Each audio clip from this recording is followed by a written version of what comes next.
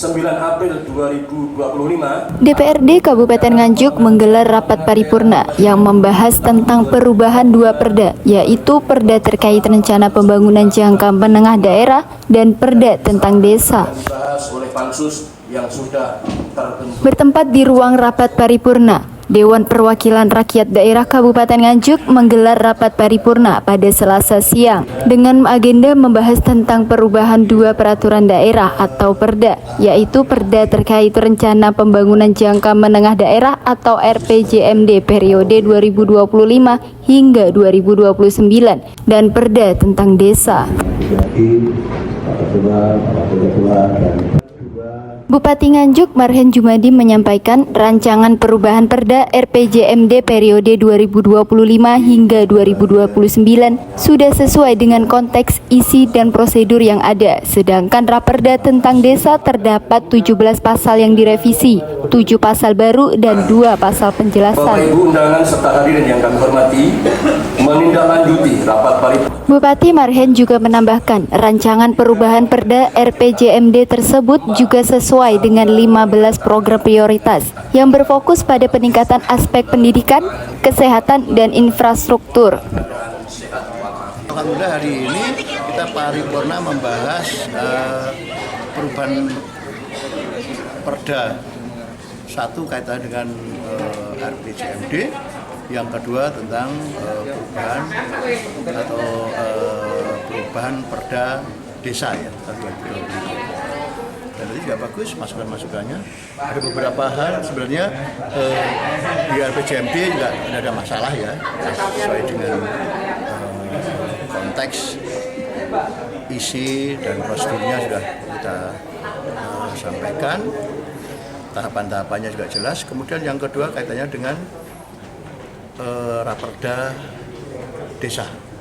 Itu juga ada beberapa. Jadi saya hitung kurang lebih ada 17 revisi pasalnya.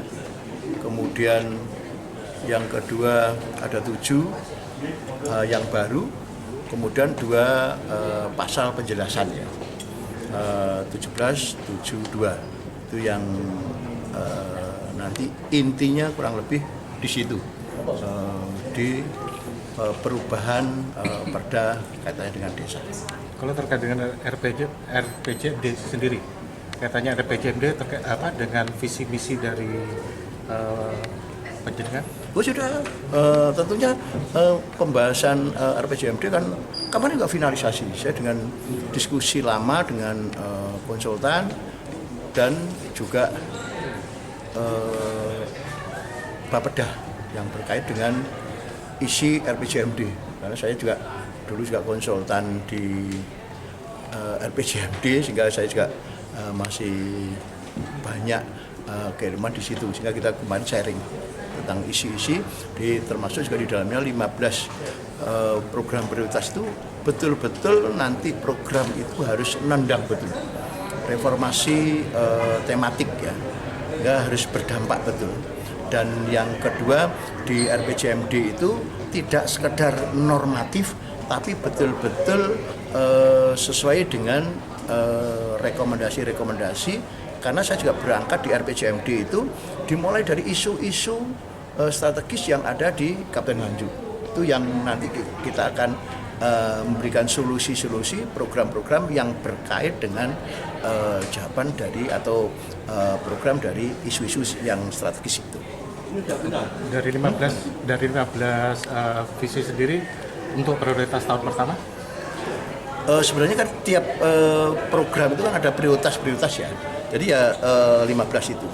Tapi yang kemarin memang kalau yang kita kelompokkan ada prioritas-prioritas yang ya paling tidak ya pendidikan, kesehatan itu yang menjadi prioritas utama ya. Kemudian infrastruktur, 3 itu yang menjadi prioritas kita. Ya. Kemudian yang 12 nanti kita akan kita selesaikan dalam waktu 5 tahun. Pak, untuk skala prioritas belum 100 hari kerja apa Pak yang diberikan di Nganjuk ini? Sebelum hari kerja sebenarnya kan 100 hari atau mungkin kan sebenarnya kan sekarang ya ada program 7 hari, ada 30 hari, atau 40 hari, 100 hari. Ya kita prioritaskan di 3 hal itu. Pendidikan, kemudian kesehatan, infrastruktur itu yang menjadi prioritas kami ya. Termasuk di dalam strategi kita bagaimana pemberdayaan masyarakat. Masyarakat ini termasuk nanti akan muncul yang namanya apa? Pertumbuhan ekonomi. Pertumbuhan ekonomi nanti dari sisi perekonomian juga ini penunjang yang pokok kita di tiga program prioritas itu ya.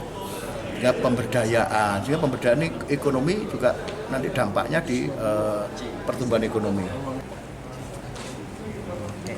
Sementara itu, Ketua DPRD Nganjuk Tatit Heru Cahyono menjelaskan bahwa setelah perubahan 2 raperda tersebut disempurnakan dan disahkan, selanjutnya akan dibahas melalui panitia khusus atau pansus yang sudah dibentuk sebelumnya. 14 Mei 2025. Dari Nganjuk, Siti Nur Khalifah melaporkan.